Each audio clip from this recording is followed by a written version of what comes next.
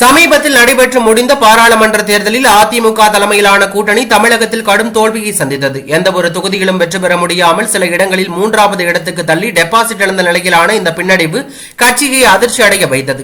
இதனைத் தொடர்ந்து அதிமுக பொதுச் செயலாளர் எடப்பாடி பழனிசாமி மாவட்ட நிர்வாகிகளுடன் ஆலோசனை கூட்டம் நடத்தினார். அந்த கூட்டத்தில் 2026 சட்டமன்ற தேர்தலுக்கான முன்னேற்பாடுகளை தீவிரப்படுத்த வேண்டும் என அவர் வலியுறுத்தினார். இந்நிலையில் சென்னை ராயப்பேட்டையில் உள்ள அதிமுக தலைமை அலுவலகத்தில் தகவல் தொழில்நுட்ப அணி நிர்வாகிகளுடன் ஆலோசனை நடைபெற்றது. இந்த கூட்டத்தில் கலந்து கொண்டு பேசிய எடப்பாடி பழனிசாமி அதிமுக கடந்த காலங்களில் 40% வாக்கு வங்கியை தக்க வைத்திருந்தது எனவும் நினைவூட்டினார். ஆனால் தற்போது கட்சி 10% வாக்குகளை இழந்துவிட்டது. அதை மீண்டும் கைக்கொள்ள வேண்டிய அவசியம் உள்ளது என அவர் தெரிவித்தார். முன்னதாக எம்ஜிஆர் மற்றும் ஜெயலலிதா சிலைகளுக்கு மாலை அணிவித்து மரியாதை செலுத்திய எடப்பாடி பழனிசாமி புதிய LED டிஜிட்டல் விளம்பர பலகையை திறந்து வைத்தார். இந்த நிகழ்ச்சியின் போது எதிர்பாராத விதமாக ஒரு செல்போன் எடப்பாடி பழனிசாமியின் தோளில் விழுந்தது. இதனால் அவர் சிறிது அதிர்ச்சி அடைந்தார்.